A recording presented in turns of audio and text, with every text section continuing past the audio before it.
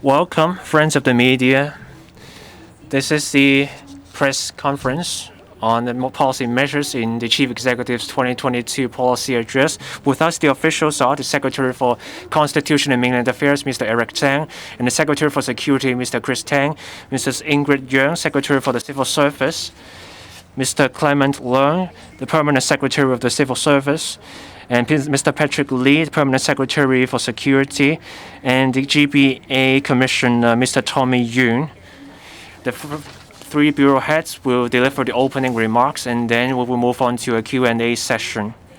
We will now first hear from the Secretary for Constitutional and Mainland Affairs, Mr. Eric Tsang. Over to Mr. Tsang.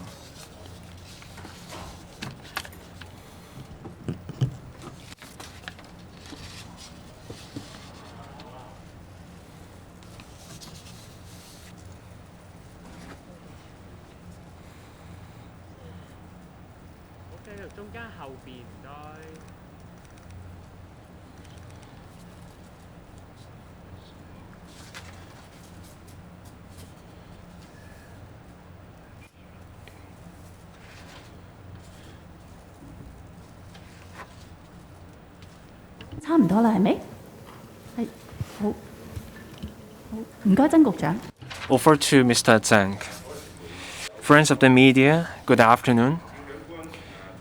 The Chief Executive delivered the Policy Address 2022 yesterday. Today, I will highlight the key areas of work of the Constitutional and Mainland Affairs Bureau.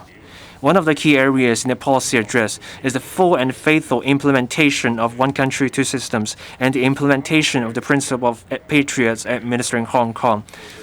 On Sunday, the work report for the 20th National Congress of the Communist Party of China was delivered, in which it said that one country, two systems is the best institutional arrangement for securing the long-term prosperity and stability of Hong Kong after the handover.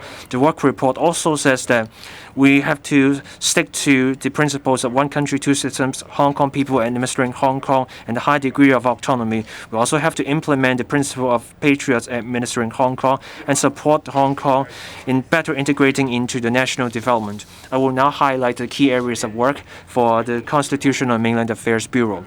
First, public elections.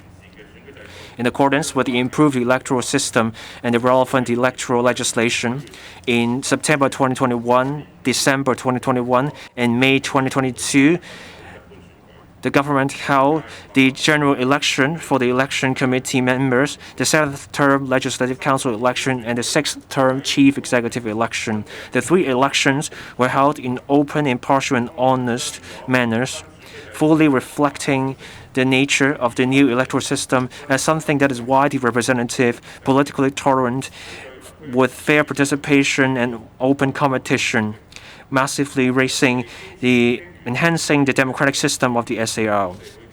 Apart from adhering to the improved electoral system, we will learn the lessons from the three successful elections and continue to enhance the election arrangement, including reviewing the electoral-related laws and the practice directions.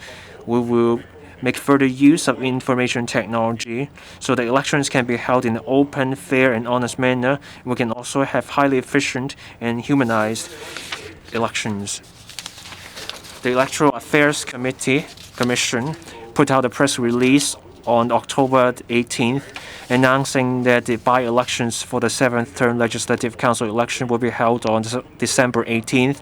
The Constitutional and Mainland Affairs will work closely with the EAC in terms of the preparatory work for the by-elections and provide sufficient resources to ensure successful by-elections and make sure that the 4 empty slots are filled in the EC sector of the LegCo. The SAR government will also continue to commit resources in a variety of channels, such as TV and social media platforms, to promote the improved electoral system so that people get a sense of the highlights of the new system and its advantages. The second key area of work, stepping up the promotion efforts regarding the Constitution and the basic law, so that the community as a whole get a better sense of the relationship between one country and two systems and our constitutional basis, so that we can fully and faithfully implement one country, two systems. There will be three key areas. First, we have the Constitution, and then we have the basic law. The two systems has its origins in one country. Our high degree of autonomy has its origins in something that's delegated by the central authorities. And third, everyone has a part to play in ensuring national security. We will adopt a variety of methods in promoting the messages. There will be district-level promotion activities, TV programs. We will also make good use of online platforms. There will be webinars and online workshops. And there will also be initiatives targeting students, teachers, young people, and civil servants in terms of our publicity efforts. The Chief Secretary for Administration will chair the Constitution and Basic Law Promotion Steering Committee, which formerly known as the Basic Law Promotion Steering Committee. This move reflects the SAR government's attention and determination to promote the Constitution. Third, the Regional Flag and Regional Emblem Ordinance. The regional flag and regional emblem are symbols of our SAR, and they should be respected by our people. The SAR government will amend the Regional Flag and Regional Emblem Ordinance so that it is aligned with the National Flag and National Emblem Ordinance and the National Anthem Ordinance. To further safeguard the dignity of our regional flag and regional emblem, in this legislative year, we will submit the amendment bill to the LegCo. Another key area of work of the policy address is to align with the national strategies and create stronger impetus for growth. Our bureau will focus on the following areas. First, the SAR government will set up a steering group on integration into national development. This group will be chaired by the chief executive. The three secretaries of departments will serve as the deputy chairs. The members involve all the bureau heads and department heads and all relevant departments. There will be high-level decisions, and at the macro level, there will be a steer in terms of the work. We will step up liaison with the mainland authorities. The CMAB will fully support and cooperate with the relevant efforts. The chief executive will lead the steering group on integration into the national development. The SCR government will closely liaise with the central authorities and the Guangdong and Macau authorities to further facilitate the flow of people, goods, capital, and information. We will set the priorities of our work to push ahead with the development of the Great Guangdong, Hong Kong, Macau, Greater Bay Area. There will be task forces on collaboration between Guangdong and Hong Kong as well as Shenzhen and Hong Kong so that we can achieve high-level cooperation in a number of ways. And we will also make good use on the collaboration platforms involving Qianhai, Nansha, and Lok Ma Chau Loop. Our office in Guangzhou will also set up a center for promoting Greater Bay Area development. They will make good use of the ground advantage. There will be consultations, seminars, and visits as a way for the office to promote the opportunities to the people in those areas. Information and support will be provided. We will also promote Hong Kong's unique advantages to the mainland businesses in the Greater Bay Area and give full play to Hong Kong's dual role as something that can facilitate bringing in foreign talent and capital and going global for businesses. We will also continue to enhance the Go GBA digital platform and enhance to facilitate expansion of businesses for Hong Kong businesses. We will expand the scheme to 9 mainland cities and provide additional support for Hong Kong businesses. Across the different districts in Hong Kong, we will set up information booths about the GBA so that more information will be made available about the GBA to our people so that people get a better sense of the GBA development initiatives. For our mainland offices, we will also set up dedicated units for attracting businesses and talent. We will approach the strategic businesses and talent, and get in touch with the top 100 universities across the globe, and attract the businesses and talent to come to Hong Kong. We will continue to deepen cooperation with the various provinces and municipalities in the mainland.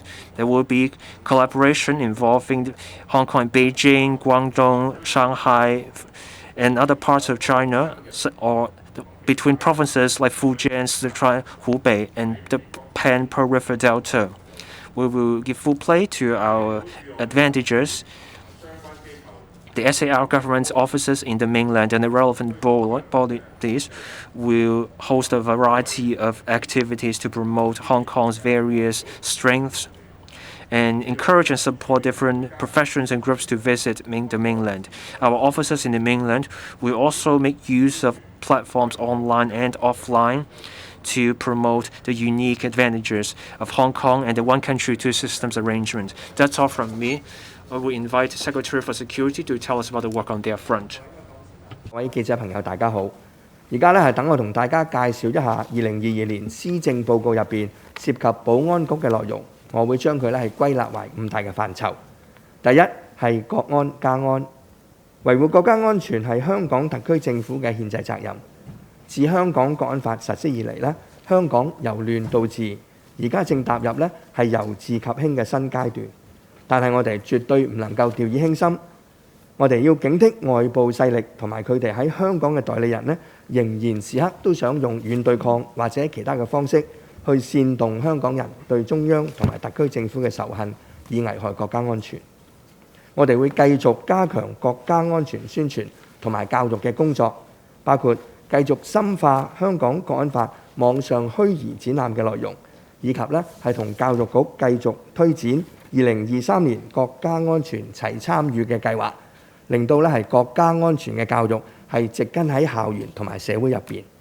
執法部門亦會繼續加強國家安全同埋反恐嘅情報工作，並會針對涉及危害國家安全嘅行為係採取嚴正嘅執法行動。就基本法第23條立法方面，我哋會繼續積極推展有關嘅工作，因應國際形勢嘅急劇變化。立法建議除咗要有效去應對過去同埋現在嘅國家安全風險同埋威脅之外亦都需要係具有足夠嘅前瞻性，以應對將來可能出現嘅。That will be posed to a national security.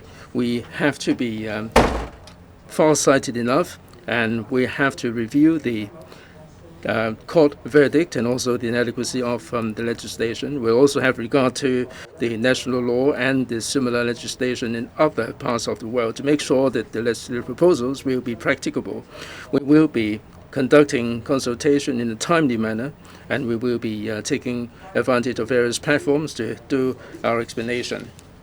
Critical infrastructure like water, power supply, and telecommunication would be very important to the normal operation of the business environment. And in the light of the recent cyber attack, we have to make sure that the critical infrastructure will be safeguarded. We will be pinning down the liability of the operators of these critical infrastructure. We are drafting legislation and will be mounting consultation at the beginning of 2023. In relation to non-refoulement claims, we will be dealing with the appeal cases expeditiously, and we will bring the policy up to date and accelerate the repatriation. And for the detained non-refoulement claimants, we will be enhancing the management and also target the illegal employment. As regards dangerous drugs, we will take action against cases involving cannabis.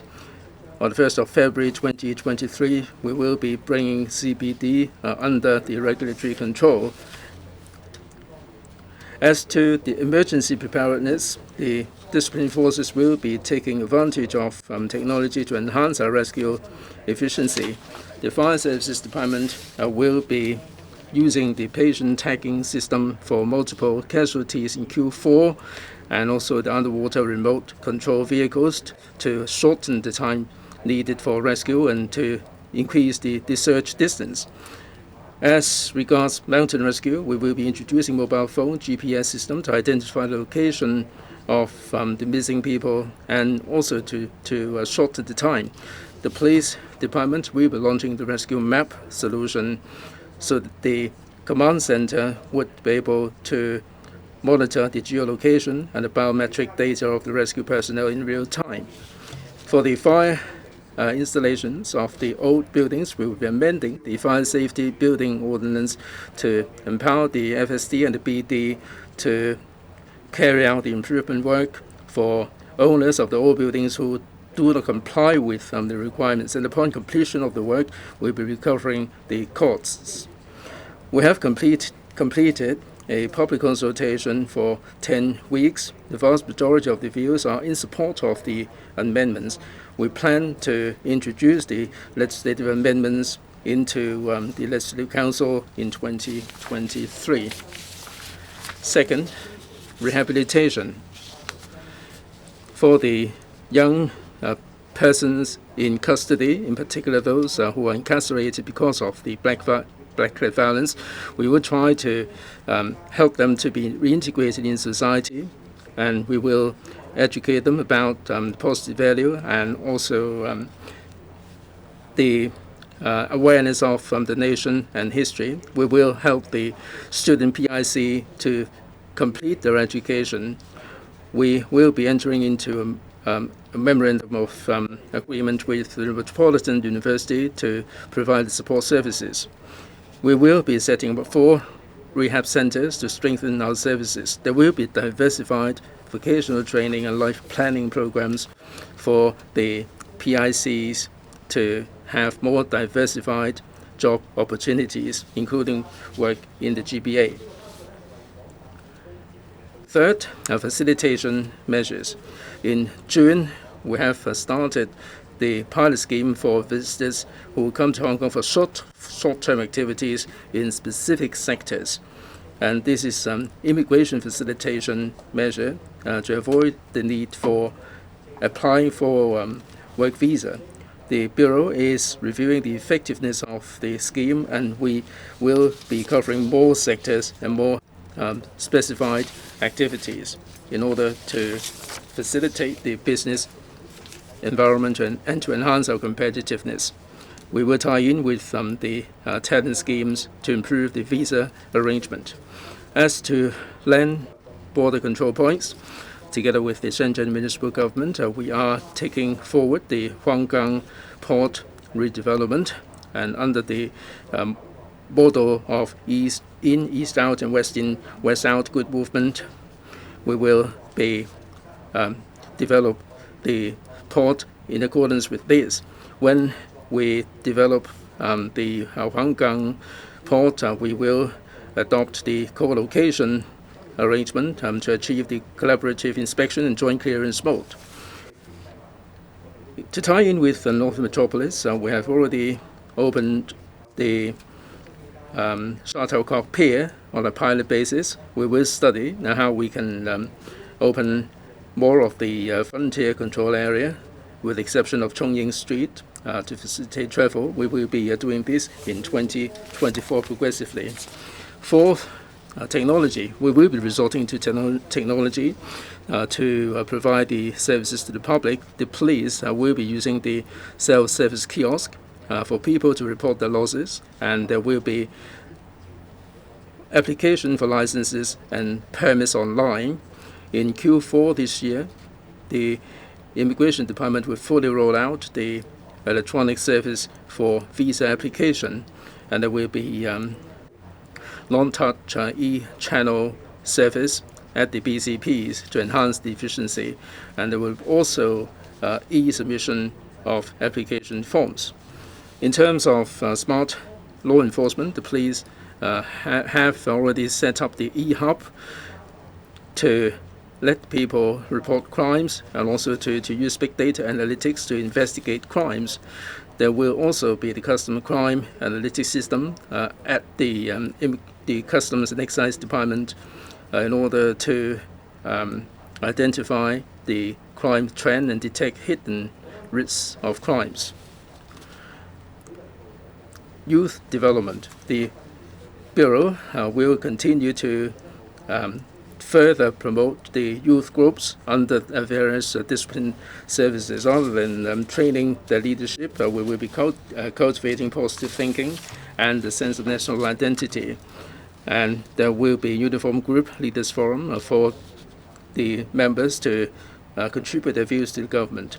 There will be volunteers to provide grassroots youth with lifelong planning and internship opportunities for them to achieve upward mobility and to build up their confidence and linguistic proficiency and allow them to make positive contribution to society. Thank you. 唔該晒局長。 We will now hear from the Secretary for the Civil Service, who will deliver the opening remarks. Friends of the media, members of the public, good afternoon.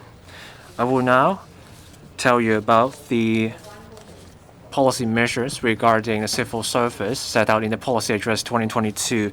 Civil servants are the means by which government policies are carried out. In carrying out the policies set out in the policy measures, it is important for civil servants to unleash their abilities, and to achieve that we need to strengthen management and step up training. That is why the key area here is to enhance the management system and improving training for civil servants. In the policy address, we propose to update the Civil Service Code. The code was promulgated in 2009 and has been in use since then. Events in the recent years and the international developments in recent years goes to show the importance of having patriots administer Hong Kong. As the national security law was promulgated and our electoral system was improved, Hong Kong has moved from chaos to order, and we are now transitioning from stability to prosperity. There is a need to make changes to the Civil Service Code to highlight the core values that civil servants are supposed to have, and based on previous experience, we have to set out in clear terms the code of conduct expected of civil servants. As we have more social economic development, certain qualities are becoming increasingly important. That's why we have to update the code to fully reflect the kind of work ethics expected of civil servants. Upon its revision, the code will further set out the core tenets and the code of conduct expected of civil servants these days. Civil servants have to abide by the principle of patriots administering Hong Kong, and they have to be aware of our national sovereignty, security, and development interests. They have to be dedicated to their work and be people-oriented, and should be good team players and show commitment. The code will help civil servants get a clearer idea of the responsibility on their shoulders. And the code will also serve as a guide in the day-to-day work and decision-making as well as behavior for civil servants. We expect to release the draft version of the updated code in Q1 next year to the staff side to consult them. Another area is to strengthen the punishment and reward system so that civil servants would be more motivated to devote their ability to do their job.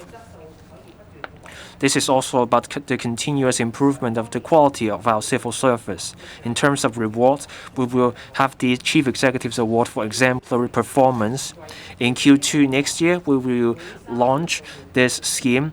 Every 3 to 6 months, there will be regular steps, initiatives to recognize exemplary events, teams, or individuals, so that other civil servants can learn from them. We will also engage in publicity to tell good civil service stories so that people have a better idea of the work of our civil servants and what they have achieved.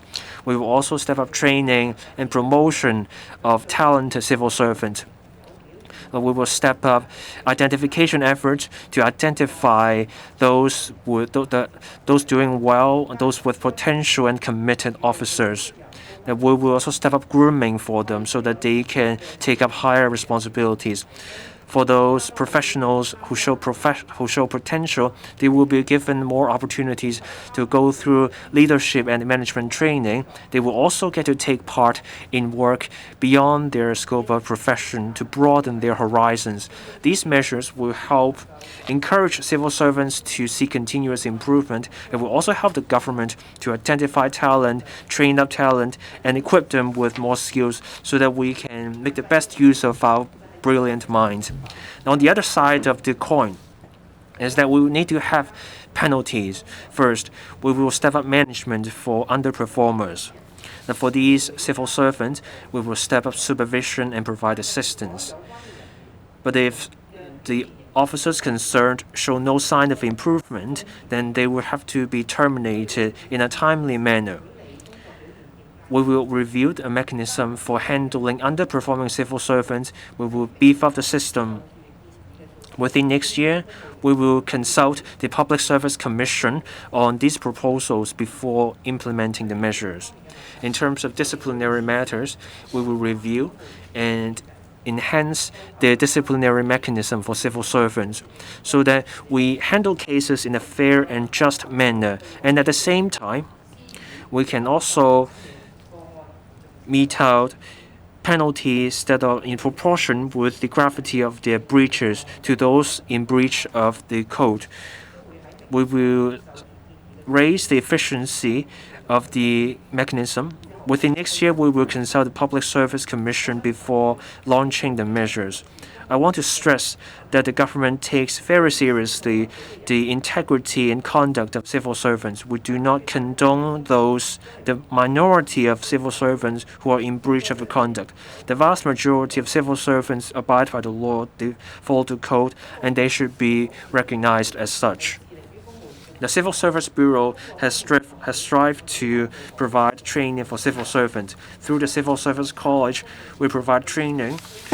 Especially, we try to deepen civil servants' understanding of the SAR's constitutional basis and national development. We want to train them so that they become patriotic, they become people-oriented, and we also want to establish this culture of being result-oriented.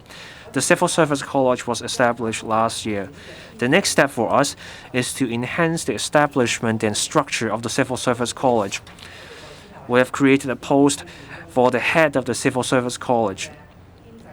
But apart from that, we are adopting the establishment and structure of the Civil Service Training Department that were in place in the past.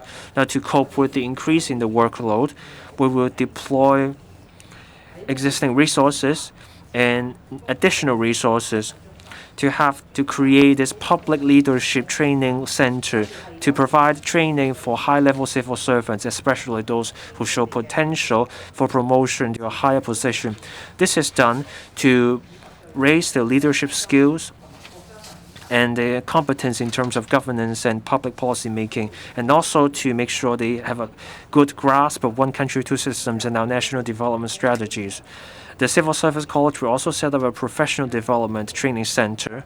This will be tasked with providing fundamental and professional development training, so the civil servants can take part in training in a continuous manner and pick up skills and knowledge for their work. Over the long term, the Civil Service College will strive to become a basis for training talent in public administration to provide those who take part in the governance of our city. In terms of training, the Civil Service College will introduce two new items. First, getting civil servants better informed of our nation's development. The Civil Service College is working with Beijing University, the Hong Kong and Macau Studies Institute, where they are designing a new curriculum for senior civil servants. This college will also roll out a training on the holistic view of national security, so that civil servants get a comprehensive sense of the relevant concept. Given the complex international development, we need civil servants who have a better grasp of the situation. Finally, the policy address sets out the mobilization mechanism. There will be a government-wide mobilization level. Every department will have to set out a list so that designated officers are at the ready anytime to meet emergency needs where large-scale mobilization is needed. The Civil Service Bureau will be taking part in the mobilization. Once we have the mechanism in place and a major incident happens, the government will be able to put together an emergency response team. We are now hashing out the relevant details in the hope that by the end of this year we can complete the plan, so that by the first quarter of next year we can have the first drill. To achieve good governance, we need good systems, good policies, and good systems. We also need a highly efficient and a high caliber team to carry out the policies. I hope that the measures in the policy address related to the management of civil servants can drive our civil servants to see continuous improvement and show commitment and remain dauntless before difficulties and build our city and contribute to our country. These policies I just mentioned will be launched progressively in the next year, and by then I will give you further details. Thank you, Secretary. The floor is now open to questions. Please identify your media outlet before putting your questions, and specify the bureau head that you would like to direct your questions to. Please keep to 2 questions each time. Please focus your questions on the measures set out in the policy address.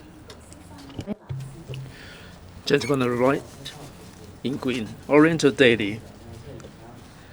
Mr. Zheng, what is the progress of the district administration? Is it one of your suggestions or proposals to remove or to demolish the district councils? Now, there will be digitalization of the process. Will you be able to achieve this in the by-election? Thank you for your question. About district administration review, the policy address has made clear that the HYAB and the CMAB will be conducting the district administration review. And the areas of the review will cover the function of the district organization and the way in which it is formed, and all these will be taken into account in the review. As of now, we don't have a specific timetable. However, depending on the situation, we will expedite the review exercise. You refer to whether the district councils will be done away with. This is early days.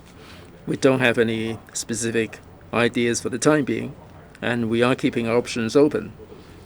It all depends on the review outcome, and there will be specific recommendations to be made, and then we will have a better idea how we deal with the district administration. But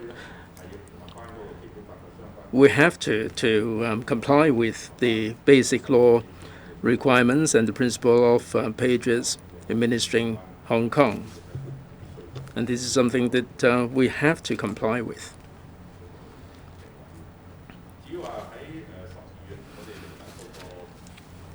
In December, there will be by-election for the electoral seats. There will be electronic vote counting mechanism. We will decide how we can optimize all the arrangements in the election. One of the directions is to introduce more information technology and digitalization in order to achieve our purpose to be more user-friendly and efficiency. When the technology is sufficiently sophisticated, we will certainly introduce them. Gentleman in white on the left, please. Mainland Daily. 2 questions. The first one is about the Article 23 legislation. And Mr. Tang, the government is conducting a study. Why is it that this is not included as part of the API? Does it mean that Article 23 is not something that the government will call top priority? And are you going to include the Article 23 into the KPI as well? And Mrs. Young you'll be strengthening the reward and penalty for the civil servants. I mean, is it an attempt to break the conception that civil service job is an iron rice bowl? Now, will this be undermining the morale of the civil service? Do you think that this will aggravate the exodus of the civil servants? All right, let me take the question about Article 23. Now, Article 23 legislation is our constitutional duty in the light of the black cat violence in 2019.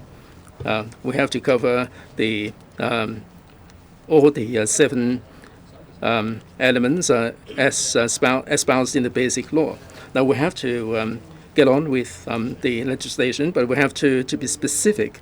We have to be specific enough to tackle the challenges now and also in the future.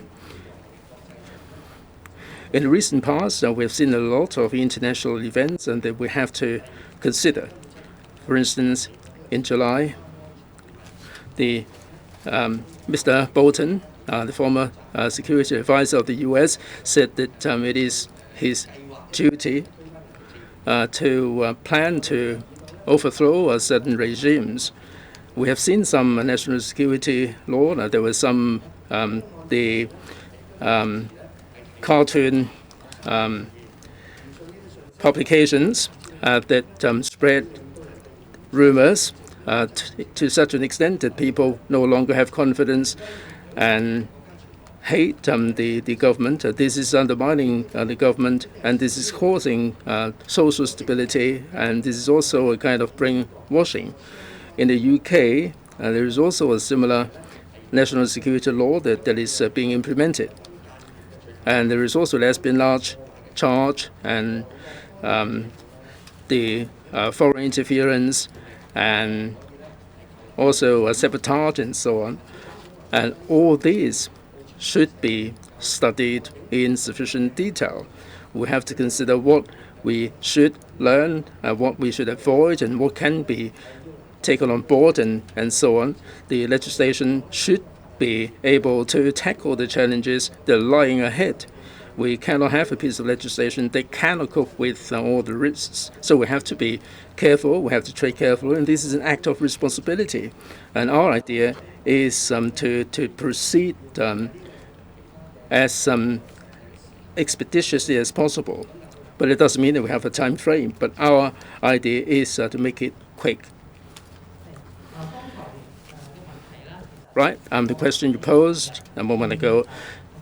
Yesterday, in meeting the civil service unions, I've already explained all the measures in the policy address. The representatives are, in general, in support of these measures. They are the middle-ranking civil servants, and some of them are in the supervisory positions, and they are supervising the other civil servants. So in dealing with the non-performing civil servants and also the discipline mechanisms, there is room for optimization and enhancement in the way of design and also in the way of implementation. We like to improve these mechanisms so that we would have a good enough management system to deal with the non-performing civil servants and also the civil servants that are in breach of the rules. People who are committed to public service at this stage where we are moving from order to prosperity, they will not be discouraged by this exercise. If anything, they should welcome this because they will be able to unleash their potential without being affected by the colleagues who are not performing well enough. And I don't believe that this would deter people from joining the civil service. As to the rewards, as I said a moment ago, this is the flip side of the coin. We have the penalty. We also have the reward system. The reward system would be motivating the staff. Now, if they are sufficiently motivated, this would be incentivizing them to do a lot better. Last two questions. The lady in checkered shirt. South China Morning Post. 2 questions for Mr. Tang. In the annex of the policy address, indicated for specified task 110 is on rehabilitation. Can Mr. Tang please explain why there's a need to enhance counselling services for young people in custody, as well as those under supervision after discharge? And then on the cybersecurity law, what is the current risk level facing our critical infrastructure? And is the law designated just to protect critical infrastructure, or is there a chance for it to be applied broader on other information on the internet? Thank you. All right, so your first question is regarding the rehabilitation services for persons in custody. So basically, in view of the arrested person and for the black violence cases, we note that there is a slightly different in profile of those inmates inside our institution, i.e. Some of them are having a comparatively higher education level, and also the reason of their offending of the against the law is because they are somehow against the government, and they are being misled to having violence act which is against the government. So in view of that, we have several initiatives. First of all, on the education side, we would like to cater for those having high education, for example, like post-secondary school or even their attending degree.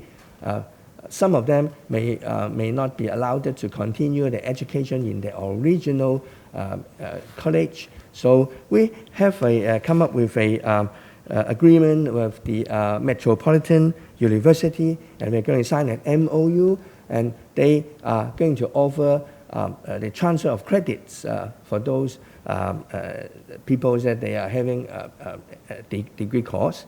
And apart from that, as I said, they are more or less, they are having the mentality of against the government.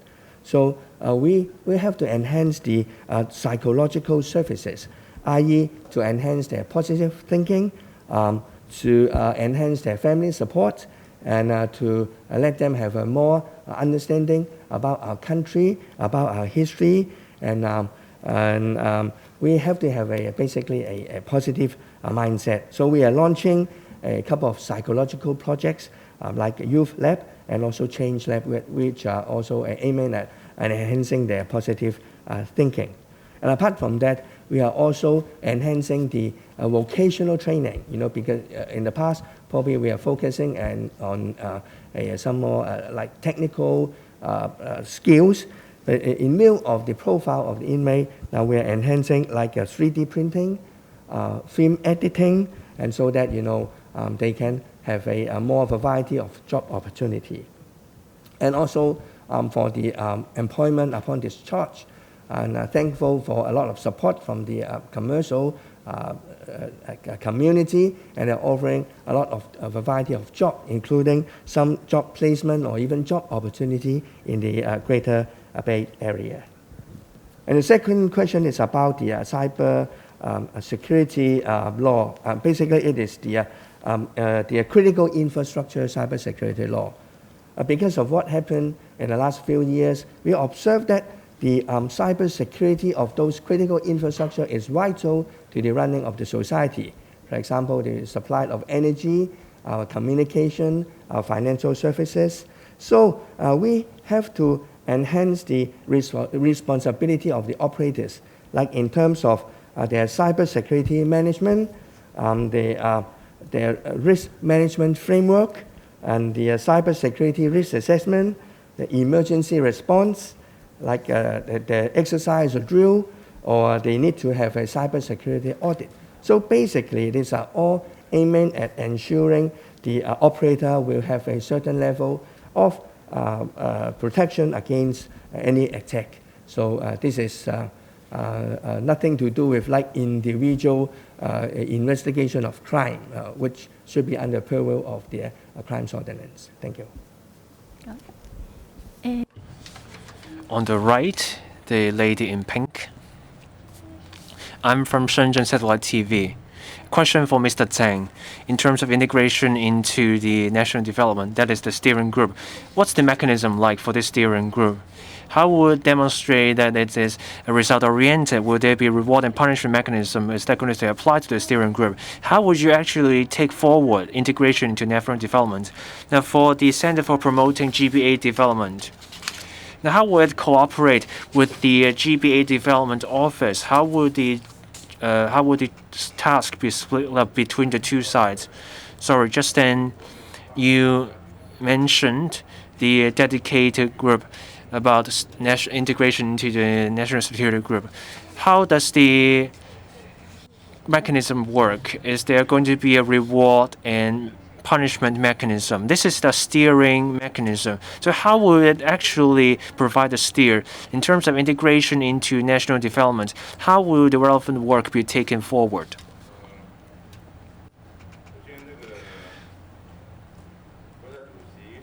President Xi Jinping stressed time and again that one country, two systems needs to be implemented for the long haul to maintain Hong Kong's stability and prosperity.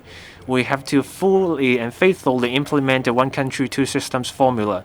We also have to play an active role in integrating into national development. Only then will we be able to maintain our impetus for growth. We have to be proactive in aligning with the National 14th Five-Year Plan, the Greater Bay Area Development, and the Belt and Road Initiative to achieve high-quality growth, which is part of our national development strategy.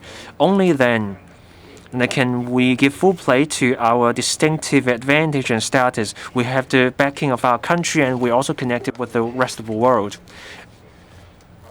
That's how we can maintain our impetus for growth. That's why integration into the national development is a key task for us.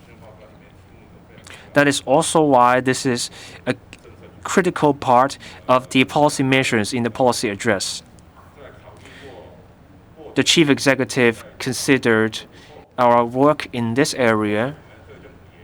In the past, the HKSL government has been proactive in aligning with national development strategies. But in the past, now, our approach was kind of piecemeal in the past.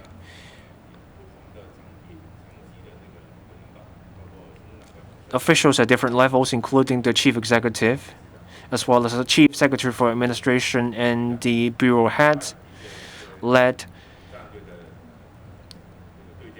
different kinds of initiatives in terms of aligning with the national development strategies. The effort was not as coordinated as we would like. And there was no overall management or steer in terms of the effort. That's why we have come to the conclusion that this is very important work that requires coordination. That is why we are consolidating all these efforts, and we bring all the work under the same steering group. As for the specific duties of a steering group, this will be chaired by the Chief Executive, with the 3 secretaries of departments as the deputy chairs. The members will comprise the deputy secretaries, the bureau heads, as well as the representatives from the relevant departments. Now, there will be regular meetings under the steering group focusing on 4 areas, including the National 14th Five-Year Plan, the Guangdong, Hong Kong, Macau Greater Bay Area Development, the Belt and Road Initiative, as well as collaboration initiatives with other provinces and municipalities. These 4 areas are part of our alignment with the national development strategies. During these meetings, the Chief Executive will take a holistic view at the relevant effort and then will deliberate on the matter and formulate appropriate policy measures. And the Chief Executive will also take a look at the progress of the policy measures previously decided on. If needed, the measures will be taken forward and adjustments will be made. Sometimes we may hit a snag.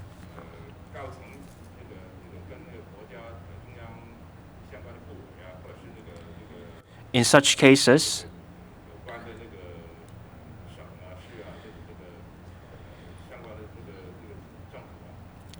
we will also liaise with the relevant national authorities or the provincial municipal authorities to sort out the problems and resolve the difficulties. In more concrete terms, the main tasks cover these areas. Now, when the steering group is formally established, the Chief Executive will look at the circumstances and take steps accordingly. As for a reward and punishment mechanism, the steering group will take a holistic view on how to take forward the relevant measures and supervise the implementation of the measures. So we don't have a specific reward and punishment mechanism for this steering group. Sorry, what was your other question? The Center for taking forward the Greater Bay Development initiatives. We propose to commit additional resources and manpower to set up this GBA Development Promotion Center. We will work with our Guangzhou office. We will leverage the advantage. We will work with their strategic partners such as the Hong Kong Trade Development Council, the Invest Hong Kong. In Guangzhou, there are also local Hong Kong business associations and official organizations in Guangzhou. We will provide relevant information. We will also do seminars, visits. There will be all sorts of activities so that Hong Kong businesses that take an interest in GBA will get access to relevant resources and information. The promotion center will also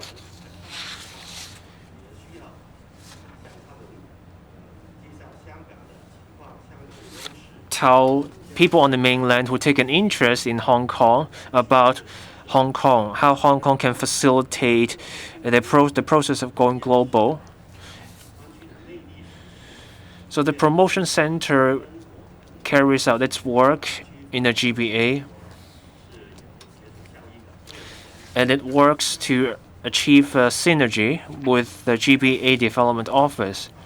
In Hong Kong, we promote the GBA to the overseas community. That concludes our press briefing today. Thank you.